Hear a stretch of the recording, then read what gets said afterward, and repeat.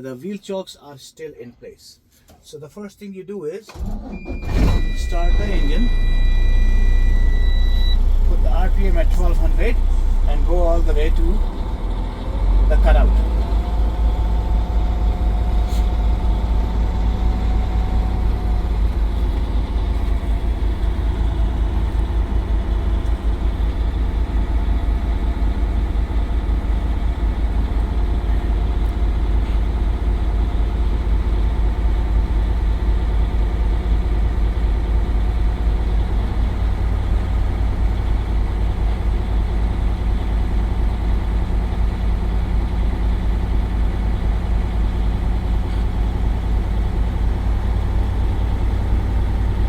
Once the cutout happened, which is between 120 and 135 psi, there it is.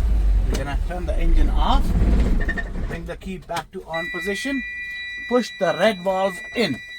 Okay, then after that you go out and disconnect only the air lines, which are the red and the blue. As soon as you disconnect the red, the air will keep on losing from there and these gauges will go down. So let me go down, and while going down, always 3-point contact. Close the door.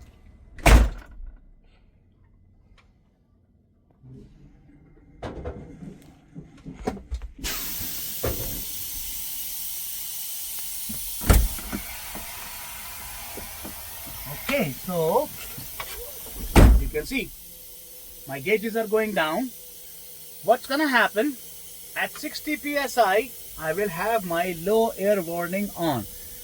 But if you did not keep it on position, the low air warning will not come on. So remember, and anywhere between 40 to 60 or more, this red button, red valve will pop out automatically.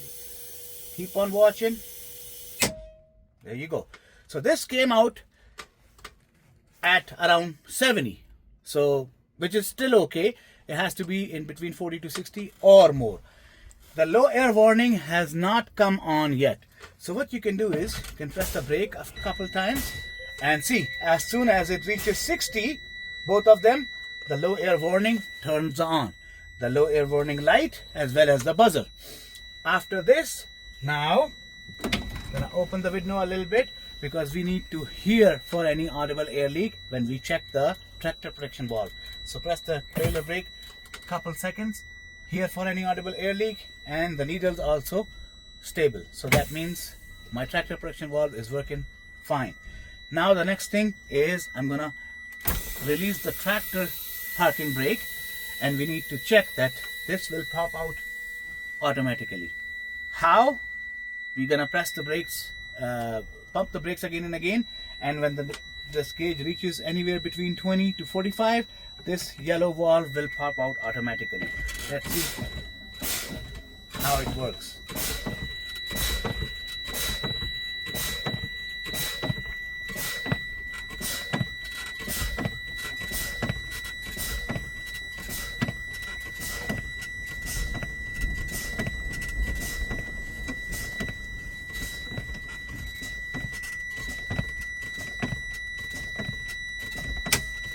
There it is.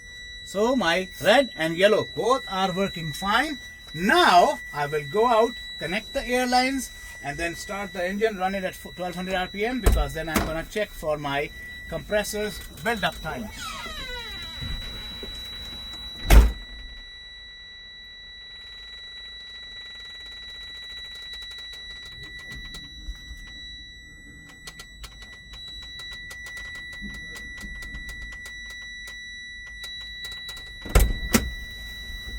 Okay, both my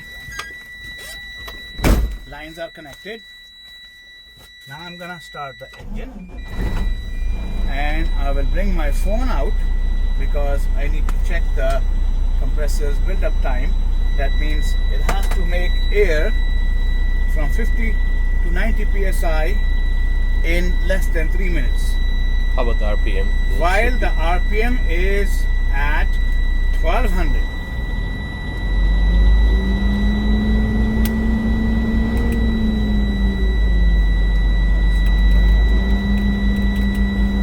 At 1100.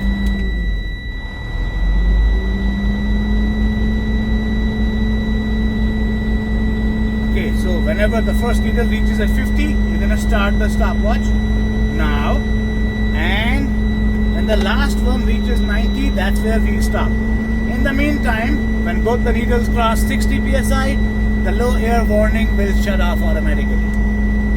It will stop.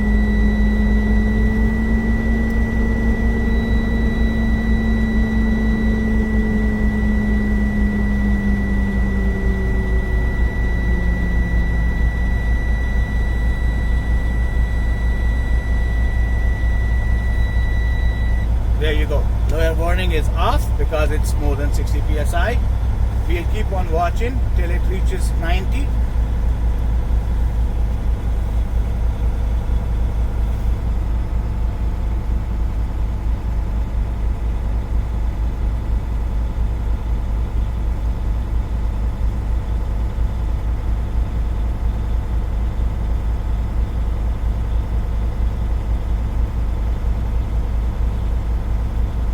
Okay, there it is. And now we're going to watch for the cutout, which will happen anywhere between 120 to 135 psi. We will hear that sound. That means the governor has cut out. And the air's, there it is. That's the cutout. So once the cutout happens, now we need to check the cut in. So for the cut in, we will release both the brakes, press both of them, because this way we will lose 20 to 25 pounds of air. To check the cut in, we need to lose 20 to 25 pounds of air, and then after that, when that hissing sound stops and the needles are stable, you're gonna push the RPM again back to 1200 and wait for the second cutout. You should go all the way up to the cutout.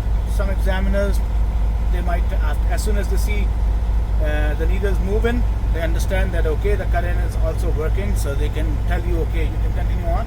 But usually I prefer to go